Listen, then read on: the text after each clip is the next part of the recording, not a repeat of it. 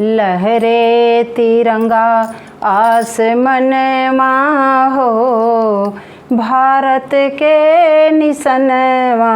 लहरे तिरंगा आसमनवा हो, भारत के निसनवा। कितने सपूत अपन सपना खो दिहल, कितने सपूत अपन सपना खो दिहल। गाँव गढ़ी परिवार छोड़ दिहल, गाँव गढ़ी परिवार छोड़ दिहल। भूला न उनके बलिदानवा हो, भारत के निसनवा। भूलिहा न उनके बलिदानवा हो, भारत के निसनवा। लहरे तिरंगा आसमनवा हो, भारत के निसनवा। माई के कोखी उजड़ल बीबी के सिंदूरवा, माई के कोखी उजड़ल बीबी के सिंदूरवा।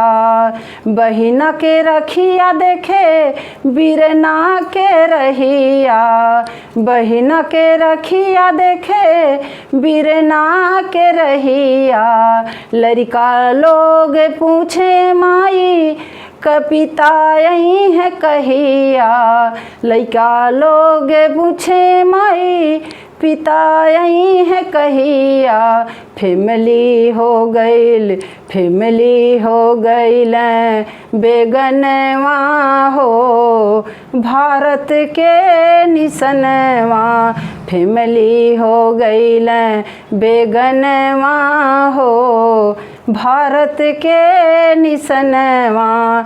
लहरे तिरंगा आसमनवा हो, भारत के निसनवा।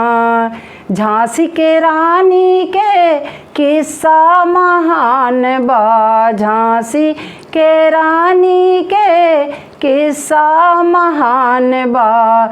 सब बलिदानी के कर्म महान समान बा, सब बलिदानी के कर्म समान बा।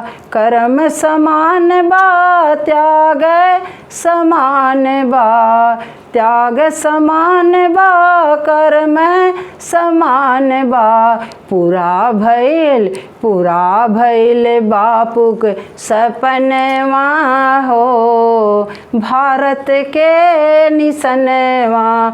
पूरा भइल बापुक सपनवा हो, भारत के निसनवा।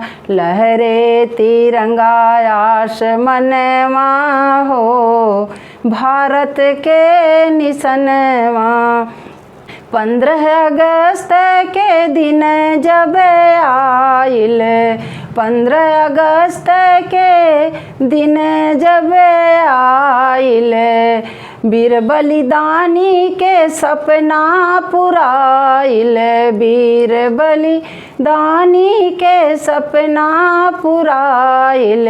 भारत माता के छाती जुड़ाइल, भारत माता के छाती जुड़ाइल। हमरो पूरा भइल अरमनवा हो, भारत के निसनवा। नीलम के पूरा अरमनवा हो, भारत के निसनवा। लहरे तिरंगा आसमनवा हो, भारत के निसनवा।